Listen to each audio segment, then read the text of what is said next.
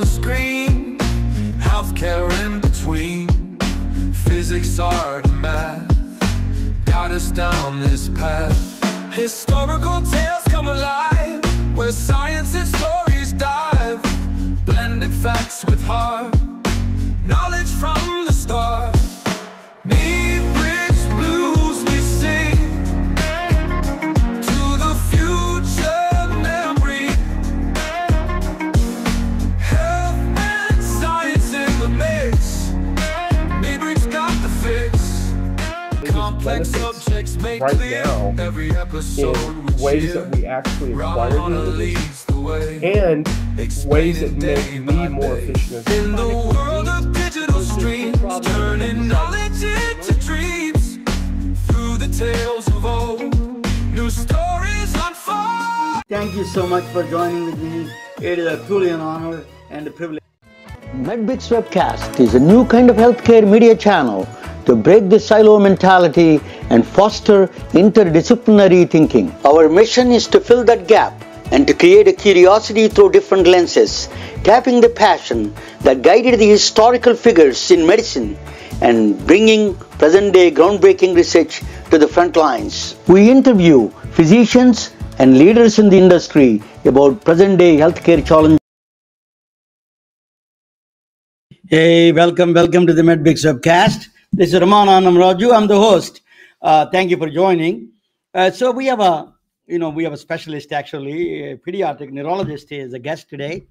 Then after, I'm going to talk about some mathematics and beauty and the autism and mental health, all those things we're going to talk about a little bit more.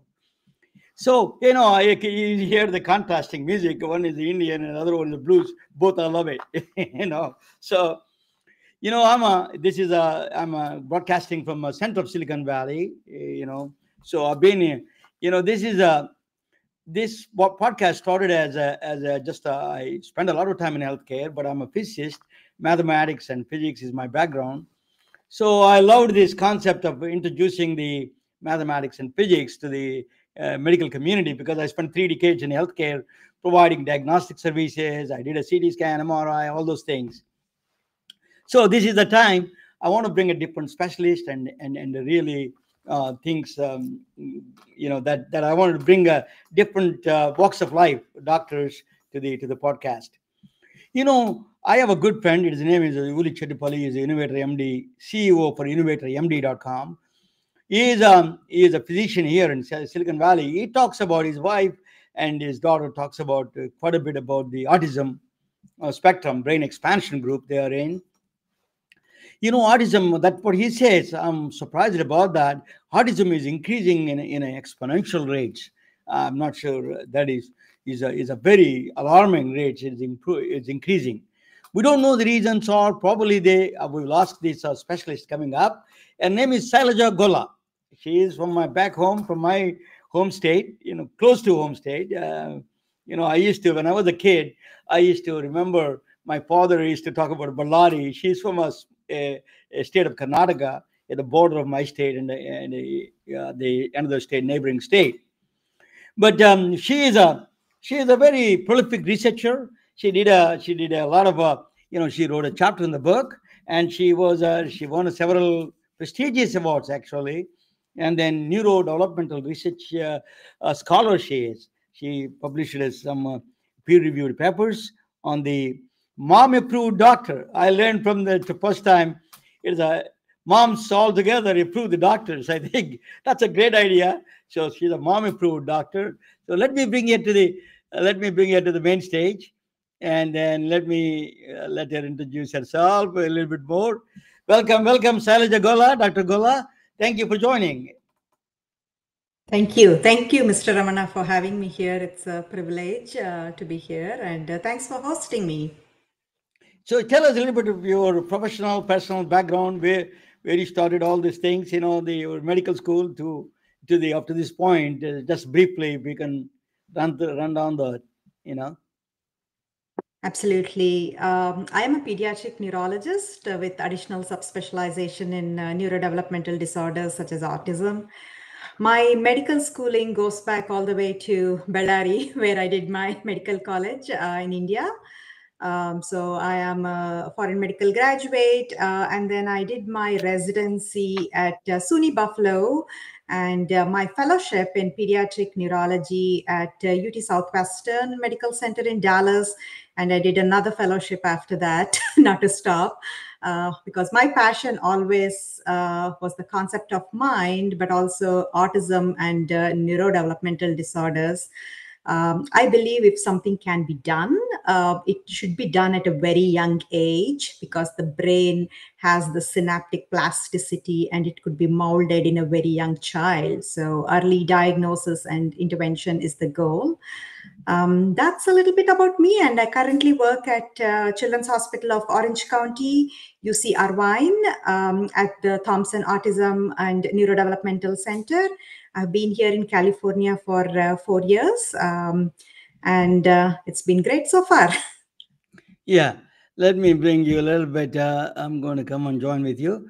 Let me ask you a question. You know, you mentioned just now. So you have a neurodevelopmental research, you're a doctor. And then before I introduce you, I said that autism is growing in this country alarming rates. Is that true, or what is the cause you think? It is growing. Currently, as per the CDC, the Center for Disease Control, the prevalence is 1 in 31 children, which is quite alarming. Just 5 years back, it was 1 in 100, and 10 years back, it was 1 in 150, 160. I think it's a combination of both increased prevalence, truly, but also it's increased awareness. There's increased diagnosis rate. In the past, it was just diagnosed as mental retardation or cerebral palsy, and they were all put in this group of special education. But now I think we have advanced diagnostic techniques, and parents, caregivers, physicians, everyone is more aware of how autism is different from other neurodevelopmental disorders in general. Let us talk about the differences. Is it that these are all genetic disorders, or is it a behavioral, social? What kind of disorders these are all? Are they? We know that, first of all, we know the reasons why it's increasing. So detection is one of them, you said. But is there any other reasons we find the reasons all for the this dramatic increase in this autism? So there is a combination of genetics and environmental factors. And of course, 70 to 80%, we still do not have a cause on why a subject could be diagnosed with autism. The genetic causes could be like chromosomal abnormalities, FragileX syndrome, Down syndrome. There are several other syndromes, genetic abnormalities. There is environmental factors, like if there was a prenatal, when mom is pregnant, if she was exposed to alcohol, for example, if she was a drug abuser, if she was on drugs throughout her pregnancy, smoking in pregnancy, prematurity, some kind of birth defect. All these are other environmental causes for autism, and sometimes the environmental causes can be predisposed in a genetic child. Like, for example, if there is a genetic mutation, but if the child is also premature, that puts him or her at higher risk for autism. So that's epigenetics, like a combination of genetics and environmental reasons. Oh, it's interesting. So one of the things is that you say that there is a kind of studies are done on the alcoholism and the smoking related to the autism for the woman, particularly during the pregnancy. That's what you're saying, right? That's right. Yes, there are like fetal alcohol syndrome. Those children are highly predisposed to neurodevelopmental disorders such as autism, where the mom has abused a lot of alcohol or any kind of drugs, for example, cocaine, marijuana, and now I think it's more freely available. So that also indicates an increased, why is autism increasing? Also younger mothers getting pregnant or old age, like 35 plus, they're at high risk as well. So if there's a very young mom, or if it's 35 plus, they're again at risk for autism as well. Dr. Gola, you're a specialist in a FragileX syndrome, some genetic disorders. Tell us a little bit about that. What is the relationship with the autism and the genetic disorders like Rett syndrome and FragileX syndrome? Just can you give us a little bit of a briefly the differences between them, or what are the relationship between them? Absolutely. So like I mentioned, 20 to 30% of the time, there is a genetic cause for autism. So Fragile X, Down syndrome, Rett syndrome is one of the genetic causes for autism. There can be a Fragile X child or a Down syndrome child who does not have autism at all. So for example, with Fragile X, 30 to 40% of them have autism. Rett syndrome, 50% or more. Down syndrome, it's 30 to 40%. So it's variable. But if they do have a genetic syndrome, they're at higher risk for autism is what I would say. And it's very important for every child with suspected autism to get a genetic testing. And right now it's universally available. It's covered by most insurance companies. Though these tests are quite expensive, it's covered. So as caretakers and parents, I think it's good to ask your pediatrician or your family physician to make sure the genetic testing is done. And if it's an adult, I think they can ask their internist as well, because 20 years back, we didn't have the concept of genetic testing, because genetic testing helps you not just with a diagnosis, but also there might be new treatments. For example, for Fragile X syndrome or Rett syndrome, there might be newer treatments or advanced treatments. Also genetic counseling, if the mom wants to get pregnant again, for example, then there is a higher risk if there is a genetic cause, or testing siblings. And sometimes we also test parents as well if they're carriers or have subtle signs and symptoms. Let me ask you about this Fragile X syndrome and all those things. What is it? Symptoms? Can you classify between the autism and then Fragile X syndrome, Rett syndrome? Are there any differences between all these genetic disorders? They all exhibit same kind of characteristics. There are subtle differences, and for example, Rett syndrome, it's very common in girls, while Fragile X is more common in boys. With Rett syndrome, they have seizures, not as common with Fragile X, for example. And with Rett syndrome, they have this hand wringing movements, which is like the classic for Rett syndrome. It looks like autism. They have poor eye contact. They have significant behavioral challenges, but also they have speech regression and these odd hand wringing movements. And that makes the physician, okay, we need to check this girl or this child for Rett syndrome, which is caused by a specific mutation called as MECP2 mutation. Similarly, for Fragile X, they have long face, they have prominent ears. It's transmitted through moms. So maybe the mom of the boy probably has some mild learning difficulties as a child. So that's something which we can dig out by a detailed family history, birth history, and so on. You said that earlier detection is the key. You're saying that important. Tell us why it is so important for the earlier detection. What are the things that can make it better? So I always say time lost is time gone. The sooner the child is diagnosed, they will have access to therapies. Right now, we all know that there is no cure for autism, but there are a lot of interventions which could decrease these signs and symptoms of autism or make it better. For example, if a 12-year-old starts therapy at 12 and is diagnosed at the age of 12, already the time is gone. So starting speech therapy at 12 years old is different from starting speech therapy at, say, 2 or 3 years of age. And to start those you mean to say, sorry to interrupt you, but you're saying if they do it from 12, the outcomes are going to be different than if you start at 3? Exactly. Better outcomes are when a child is started at a very young age. Typically, they're diagnosed between 18 months to 3 years of age. So once they get a diagnosis, there is something called as applied behavior analysis therapy for children with autism. And that's a behavior therapy which improves social skills, restricted repetitive interests, speech, and so on, communication skills. And in addition, speech therapy, occupational therapy, physical therapy as needed are also recommended. So these, if started very early, might make a difference and help the child who is diagnosed with autism. So early diagnosis in term leading to early intervention and treatment.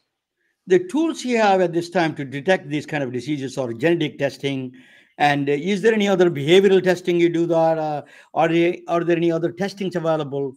Um, One more thing I wanted to ask you about that is AI kind of now. We'll talk about that a little bit later on. But are there any other tools, traditional tools available right now to test this autism spectrum? Yes, absolutely. So at first, the child or the parent takes the child to the pediatrician. There is something called as MChat, just like the chat window, CHAT, and it's free of cost. It's online. Any parent can fill it up. It's available for pediatricians, and now it's recommended that all pediatricians do that screener. It just takes 3 minutes. It tells you if the child is at risk for autism, has red flags for autism or not, and if he or she tests positive on that MChat, I think it's very important to refer the child to a psychologist, a neurologist, a developmental pediatrician, or whoever is a specialist in autism, so they could get a confirmed diagnosis. A confirmed diagnosis is additional detailed testing such as behavioral, psychocognitive testing, and so on. In addition, if you suspect any stroke or anything abnormal, we also recommend an MRI. It's not mandatory. MRI brain. If there is seizures, we recommend EEG.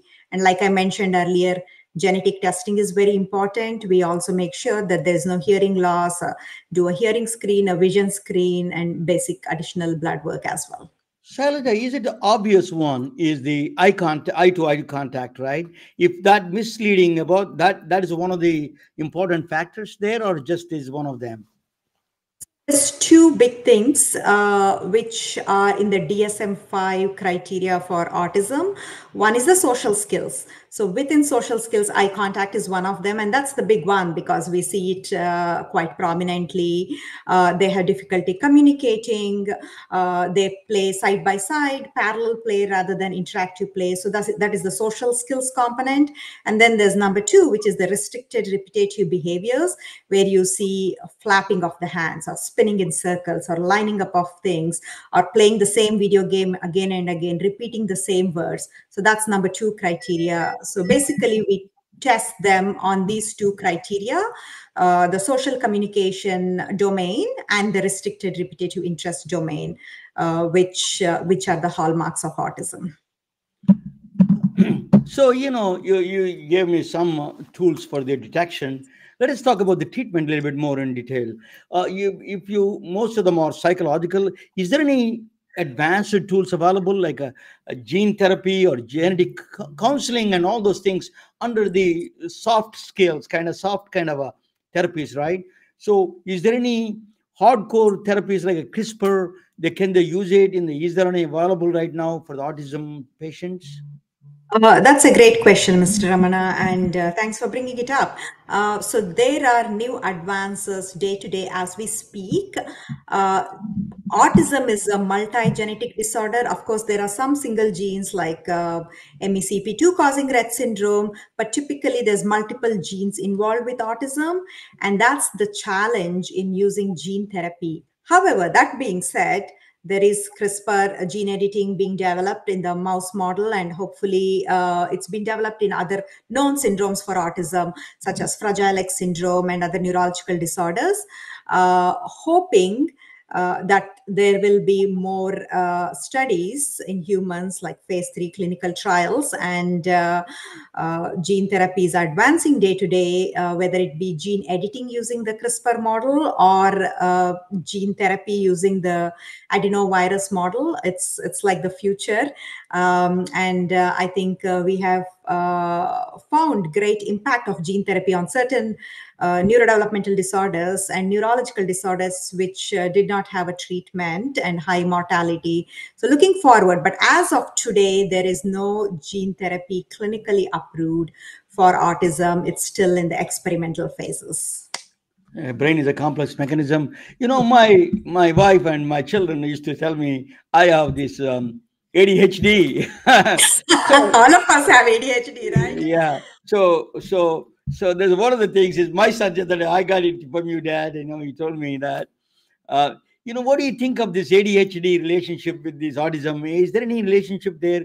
Creativity, curiosity, all these things is a kind of a part of the autism spectrum, you think? Yes, so autism is a spectrum. It's like an umbrella where every child with autism is different from another child. There are common features and social skills and restricted repetitive interest, but again, it's a spectrum. So there are a lot of comorbid psychiatric conditions and comorbid medical conditions with autism. So in a child with autism, there is a 70 to 80% chance that they can also have features of ADHD, which is like hyperactivity, inattention, impulsivity, trouble focusing. It's not simple ADHD, it's more of a complicated ADHD secondary to autism. Similarly, subjects with autism can have anxiety, obsessive compulsive disorders, oppositional defiant, aggression, and other disruptive behaviors, sleep difficulties. Medical problems such as seizures are quite co-occurring in gastrointestinal problem such as constipation, weight loss and weight gain are quite common with autism as well. So it unfortunately comes in with a package, but I think if it's addressed at the right time with the appropriate specialist, there is definitely a positive hope. You see some section of people that autism is like a savant. They can tell us 20 years ago, November 13th, what is the date? What is the day? So these people have these special skill sets. And then I had a cousin, actually, we had this, he was autism spectrum. Now I realize it. And now at that time, I didn't know. He was a great singer. He's a beautiful, you see, he can imitate any singer. That he gave a natural talent for him. What do you think of these special talents? And we know the reasons, or we know the underlying mechanisms of this process? Yeah, so I think we are talking about high functioning autism, Yes. where they have extraordinary skills. Again, all children with autism do have extraordinary abilities, like they're really good with memory. Some of them are good at mathematics, and there are children who are good like at directions. For example, if the mom drives in a different direction, they redirect. No, this is different. So I think in the past we had something called as Asperger's disorder, which was part of the autism spectrum. Now it's taken out of the autism spectrum by itself. It's a separate disorder because Asperger's, they usually do not have speech difficulties.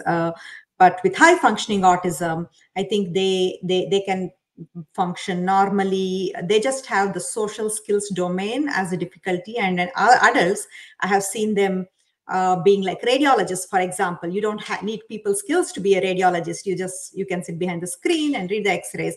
They can be neurosurgeons.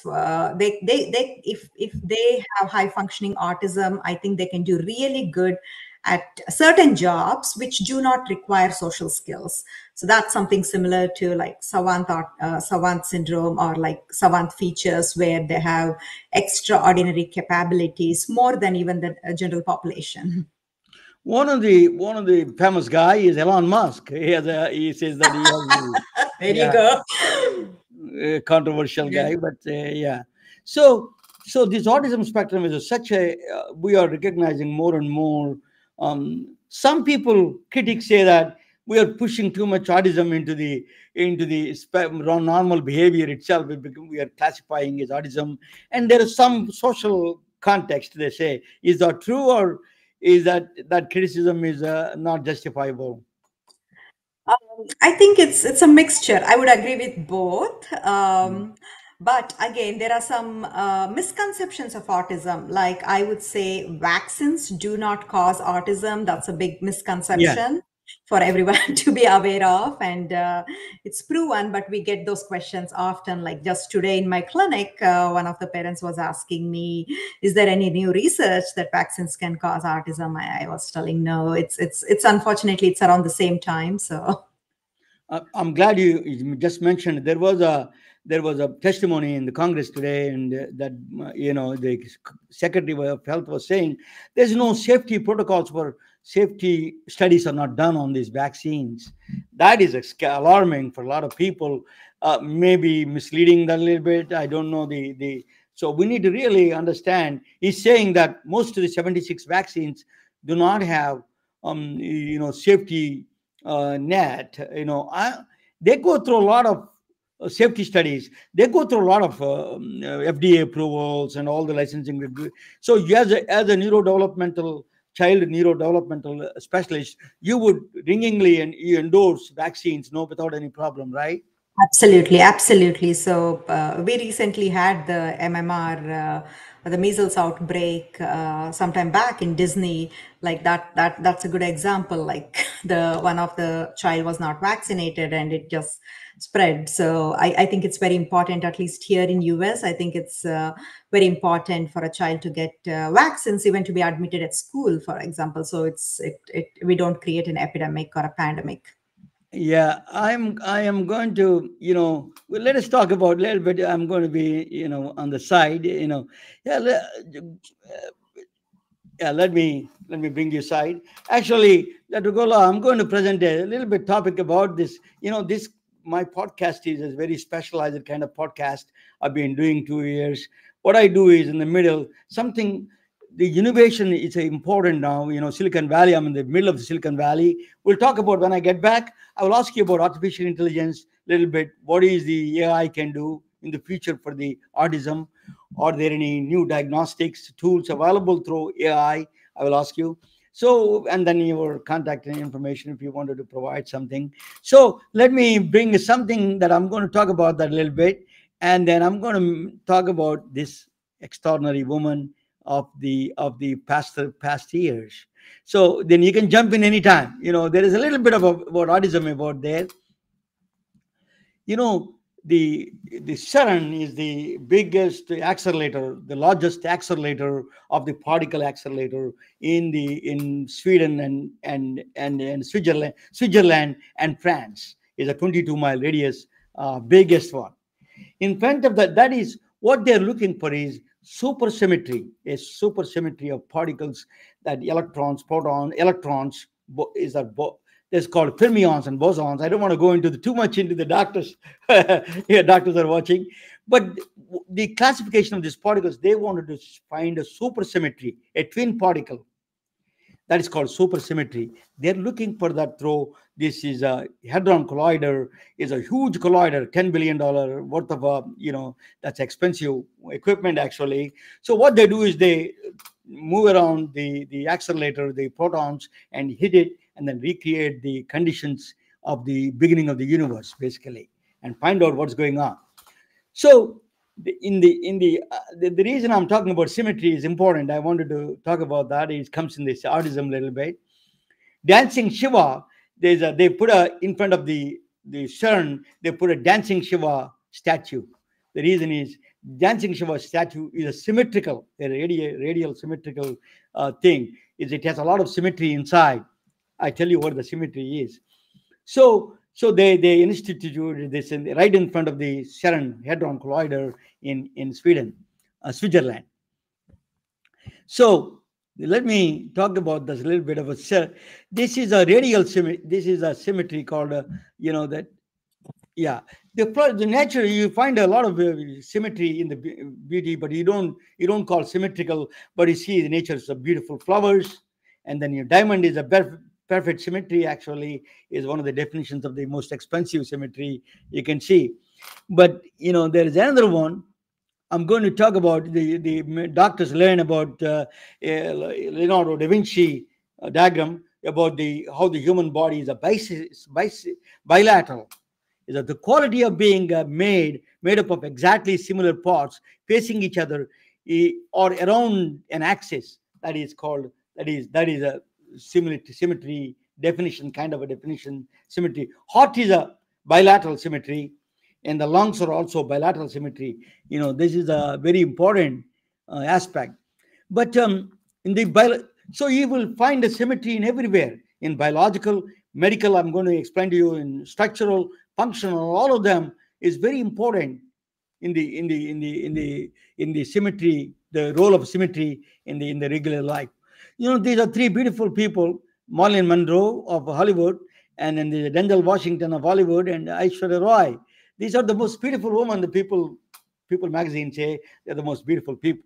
Whatever it is, that the beauty was defined is if you take an axis and draw in between the eyebrows, and the left side is more similar to the right side, that is called a good symmetry and beauty. Definition of beauty, they said. I'm not sure I don't agree with that, all of them, but that is one of them at least. So there is also a lot of honeybees, for example, sex and everything, that women attracted to the more of a bilateral, the facial symmetries. And then honeybees, what they found out is honeybees really attract to the beautiful flowers, not just honey itself. They go to the beautiful flower, they get attracted to. So beauty, so there is, but then we humans have a fear of asymmetry. If you see our faces like a Joker or Frankenstein, we get scared, because that left side and the right side, if you draw an axis, left side and right side are not matching. So evolutionary fear comes out of the process in the symmetry. So, this is a OCD. I have a friend in Philadelphia. She is a OCD. I go to her, it's like a hell almost breaks loose. I put something in the refrigerator in the side, and she got an obsessive compulsory disorder. So what they're saying is, now the psychologists are saying, the most of geneticists saying, it is not a psychological disorder. It is not a psychological disorder. It is maybe evolutionary genetic disorder, fear of asymmetry, a genetic problem. That's what they're thinking. This is a very interesting conclusion. We can ask Sailaja about that when we get back. OCD could be genetic disorder. So just now I was talking with Dr. Golla about the autism spectrum patients. They have heightened visual perception. They see more patterns than other people. One of the things is quantum computers do parallel processing. They're parallel processing. What they're saying is autism people may be doing the parallel processing versus hierarchical integration of our system that normal people do. So they may, exceptional abilities of the people like savant, they may do parallel processing. That's one of the researchers saying that. But I tell you, I'm going to shift the gaze to a little bit about symmetry, why symmetry is that fundamentally makes sense. The Einstein got a problem. Einstein got a problem means that's a bigger problem. Law of conservation of energy, when in expanding universe, law of conservation of energy is not holding good. Law of conservation of energy is that energy is neither conserved nor destroyed. It always remains constant. But in this case, in expanding universe, the law of conservation of energy is not conserved. That bothered Einstein. So who came to rescue? Woman came to rescue, for Einstein. Her name is Emmy Noether. She's from Germany, Bavaria, in 1888. She was born in 1888. She's a mathematician. She's a mathematics professor in Bavaria, Germany, a province of Bavaria in Germany. She was a Jewish woman. She shed a light on the profound understanding of symmetry. What is a symmetry, what that role of symmetry is. So what she says is that, so she was actually a mathematician. So she was the first professor, second one get a PhD in mathematics, and the first professor in the world actually is in Germany at least. So she was saying that beauty is a more fundamental. Laws of symmetry are more fundamental than the laws of physics. Laws of physics are emergent property of the laws of symmetry. So it's a little confusing, but I'm going to explain to you a little bit more. It is even I'm going to bring a video to explain a little bit fast. That is it gives you 1 minute video I'm going to show you. Look into a mirror, wave your hand, and your reflection will wave back at you.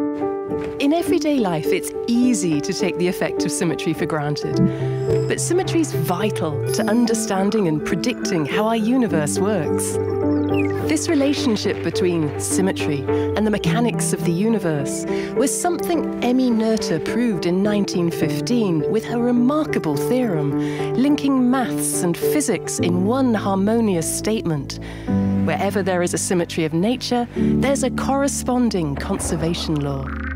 So what exactly do we mean by symmetry in physics? Well, it can be described as a transformation that leaves a system fundamentally unchanged after the transformation has been performed. It's a change that makes no change. Take, for example, spatial translation. If we have a system and move it to a different point in space, that system would continue to work in the same way, provided all of the relevant conditions of that system were moved along with it. In other words, the laws of physics are not affected by translation in space. And similarly, with time translation, a system can be shifted at any point in time, and its physics would remain unchanged too. Even the most fundamental laws of physics are themselves symmetrical. They remain the same wherever or whenever you are in the universe. The symmetry of time translation confirms to us that energy cannot be created or destroyed. That is let me take it out, this one. Just a minute. Yeah. So, yeah, let me bring that. What happened to the, oh God. Yeah. So, that is a symmetry of the, basically what it's saying is rotational symmetry. For example, if you see a snowflake, you move around any other direction, any other degree around about it, it looks same. It is no difference for you. That actually translates into the physics, conservation of momentum, angular momentum. You know, the bigger scatterers, they close the hands. The reason is, only the reason they do that is to preserve the angular momentum conservation. They have to close that to spatial thing. They have to do that. You know, that is actually the rotational symmetry transfers into angular momentum conservation. Same thing is time symmetry.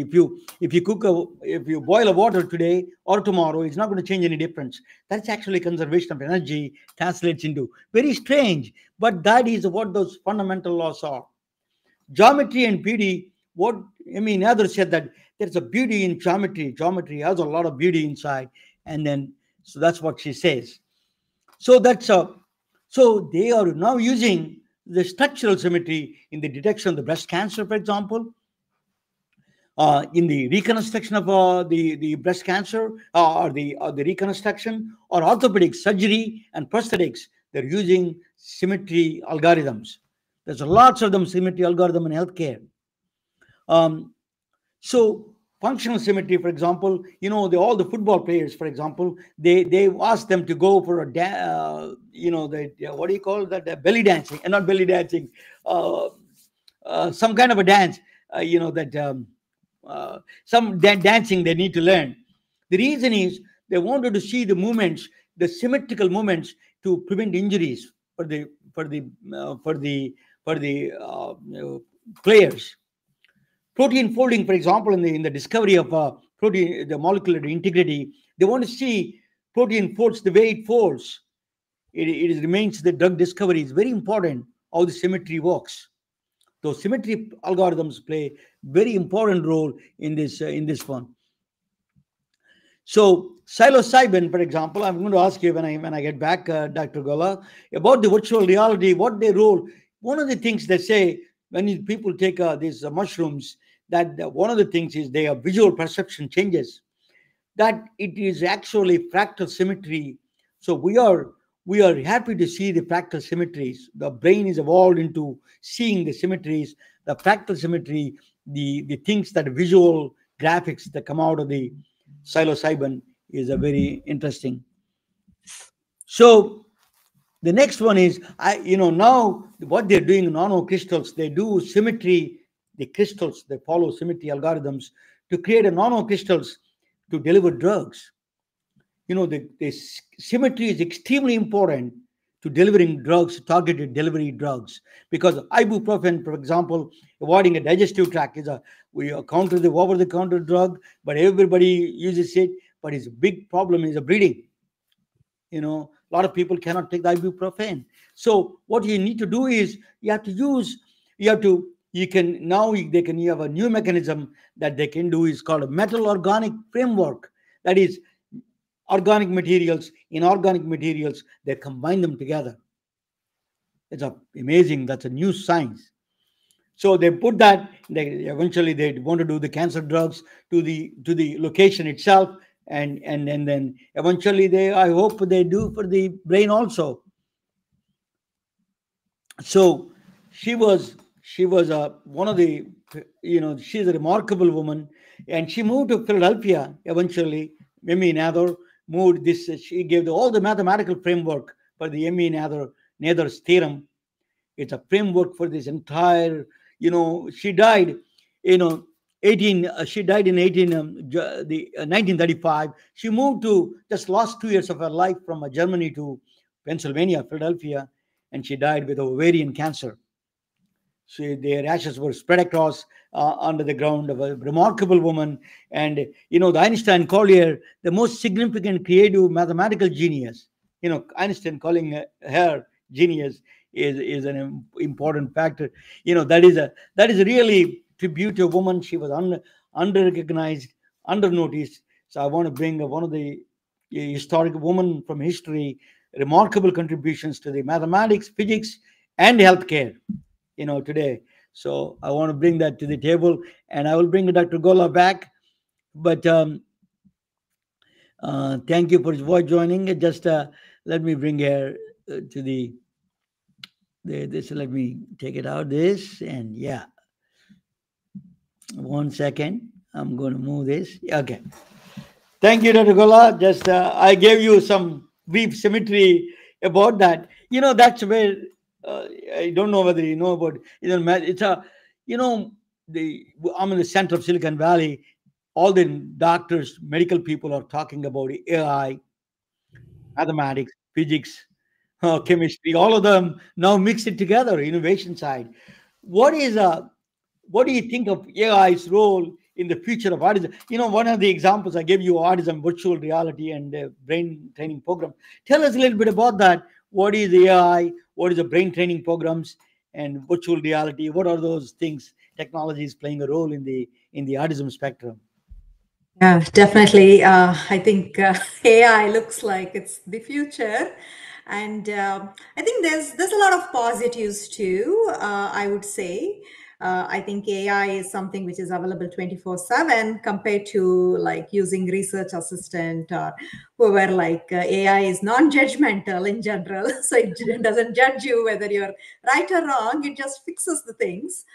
The role of AI in autism and the medical world, I think one thing I want to point it out is, again, it does not replace real people. It does not replace the doctor. So as much as AI is helping or assisting, it's not a substitute to seeing a physician or doctor, not just for autism, for any other reason. The role of AI in autism particularly, it's helping us with early diagnosis now. I was involved in a research study a few years back. It's called as a Canvas software, where it's a software which is used for diagnosis of autism. It doesn't substitute the real psychology testing, but the pediatrician can just download the app, write a prescription for the app, and so they get the app downloaded, and the parent records a couple of videos at home, and then there's a remote AI assistant which analyzes those videos, and at the end of the day, it says if the child has autism or not, and the positive predictive value and sensitivity was very high, and now it is highly recommended. This is what age? What age is any age? That I was talking with you about the cry diagnostics. Their new thing is coming up by listening to the talk, listening to the cries of the baby, infant baby. They can detect all these diseases. Is it really possible? That is, how far is that true, or how far is that we are in the research side? That's a little extreme. It does help, but always human has to counter check. For example, if you just type in something, it can completely pull out a different disorder which sounds like that, or maybe there's a little typo. Just let me give you the example of FragileX. So there is FragileX, which happens in children, and it's diagnosed as young adults, but there is a FragileX ataxia tremor syndrome FXTAS. So if you're looking for FragileX and if you put in a T there, it pulls out a completely different different syndrome, which is common in 60 plus years, for example. So it always needs to be checked and counter checked by a physician, but it does help modulate and helps with early diagnosis. So the Canvas software I was talking about, it at least helps the pediatrician diagnose a child with autism and get them into those therapies, which can be covered by insurance while they're waiting to be seen by a psychologist. The same way, like treatment-wise, now we have virtual therapies, remote therapies, robotic-based therapies, communication therapies. AI is also using assisting with speech therapy as well. So those play a huge role when the child cannot get into seeing a physical person or getting a physical therapist to work one-on-one. So it plays a huge role both in diagnosis, therapies, and treatment too. So I think it's really promising, and hopefully we will develop more advances with medical AI, and in particular in the field of autism and neurodevelopmental disabilities as well. You know, I have a friend, she is Jennifer, and her sister is a TBI, traumatic brain injury patient. She asked me, ask you this question. So her sister was placed in several nursing homes, skilled nursing homes, different places. And the problem she is having is that what she's saying is that they are putting too much drugging these people, and then like they act like zombies. Is there any solutions for this problem? Because otherwise she's screaming and all those things is disrupting the process. So how do you create that balance? Is there any solution for this problem at all? Yeah, an excellent question. Again, I think I always use medications as the last resort. So I advise therapies first. Again, it's risks versus benefits is what I say. Of course, no parent wants their child to be drugged and sleepy all day. But if those behaviors are so challenging, like you cannot get a child to focus with therapies or focus and maybe complete a task, maybe finishing the food or participating in therapies or writing a page, then you need something to focus. There comes the role of, say, a small dose of an ADHD medication or something to help with the behavior, like an antipsychotic or an SSRI or an anxiety medication to lower the anxiety so they can perform better or they can do better. So always we need to outweigh the risk versus benefits. And I always suggest, please consult a doctor. Don't go in and just try to take over-the-counter medications or order it on Amazon, like you can get anything from outside. So it should be done under the supervision of a medical doctor or a physician. And again, if needed, it is helpful, but you always have to outweigh the risk versus benefits. You know, these are all God-created diseases. We don't know what is the reason, or what God or whatever the reasons are. It is genetic disorders, it's autism spectrum. But there is another disorders we are creating, a man-made one, particularly man-made one, is these video games. The kids are playing video games non-stop. They have jittery feelings, and then they're diagnosed as ADHD, and they start giving these Adderall and all these medications. What is your opinion on this new problem that the country is facing and the world is facing, in fact? I think video games and cell phones and computers, that's been like the babies are born with and they operate the cell phone much better. A 7-year-old can operate it better than a 35-year-old or a 40-year-old because they know the system. So video games, I typically, as a physician or as a pediatrician, we advise them not more than 30 minutes and do like a positive reinforcement. Okay, I'll let you play the video game. Are you going to finish your homework? I know it's easy to say, but in practical life, it's really hard. So for ADHD specifically, interestingly, a company came up with a video game-based therapy.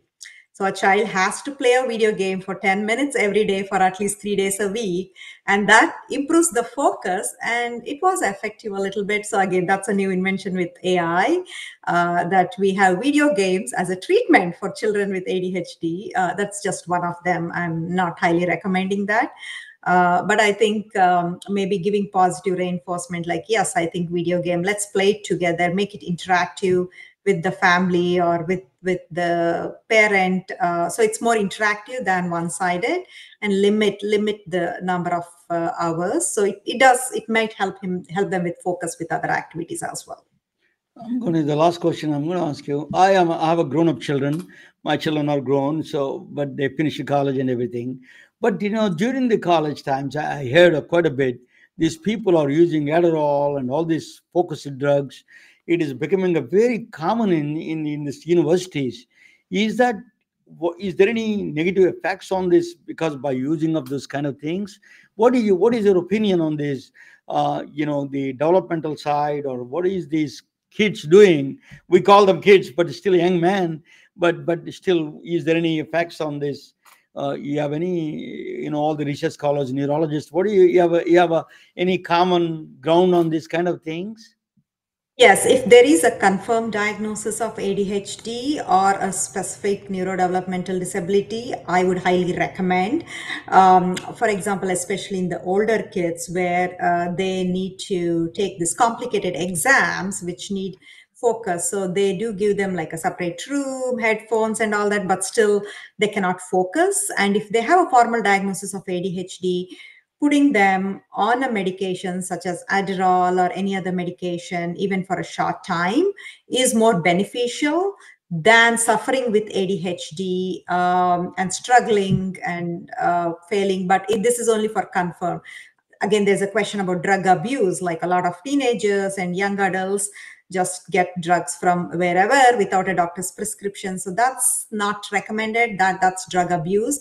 But using the medications as recommended is definitely helpful. Hold on, Dr. Golla, that you quickly passed that statement kind of concerned me. You said that complicated exams. You're saying that the educational system is causing this. Educational system is causing this kind of problem.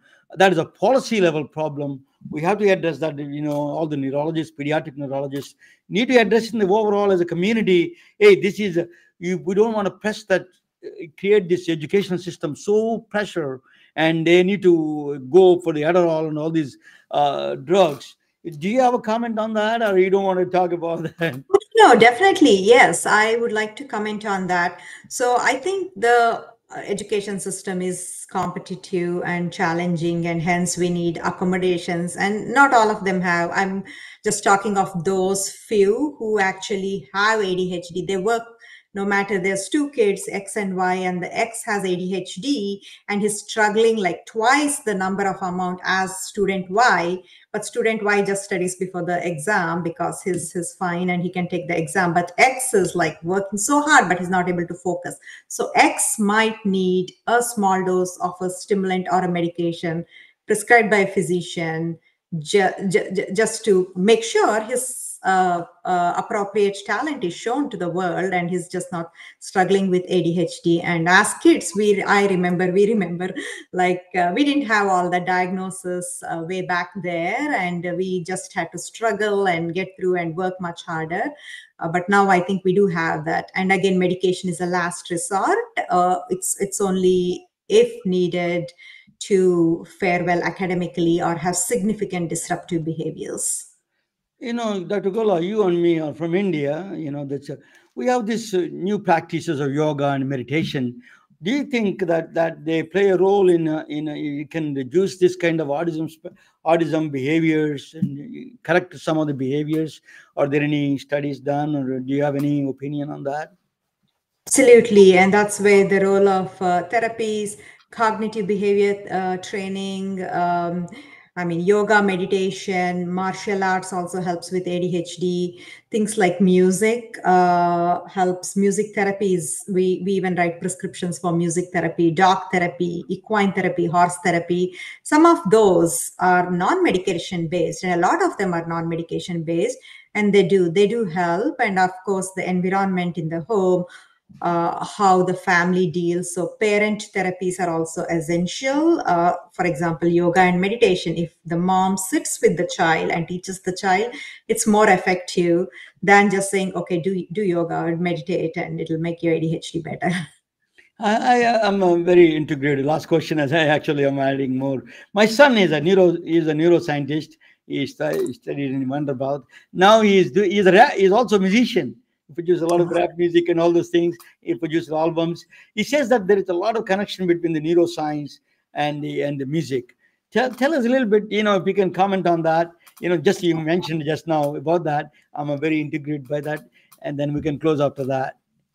Absolutely. I think we have the center in the brain, the music center, and some children love music. That center is very well developed. And they say that in autistic children, they have a tendency, some of them, not all, are music oriented. Like you were just mentioning, Mr. Ramana, one of your friends' child just sings songs. I have a few of my patients as well. They love to sing, so their music. It's my son, actually. It's my son. It's highly developed, yeah. So I think that's a great talent. A lot of us have different centers in the brain which are a little better developed, but music therapy, no matter who it is or what age you are or what kind of disability or even neurotypical normal people, it's highly recommended. Depends on what kind of music you like, of course, but. Yeah, that's what he's saying is binaural beats and all those things. He's talking about the music influence on the neuroscience. He's doing a lot of background research. Dr. Golla, it's a pleasure talking with you. It is an absolute honor to talk with you. It's a very educational, informative, and a lot of people love this. Thank you so much for joining with us today. Thank you so much, and thanks again for hosting. It was a pleasure as well.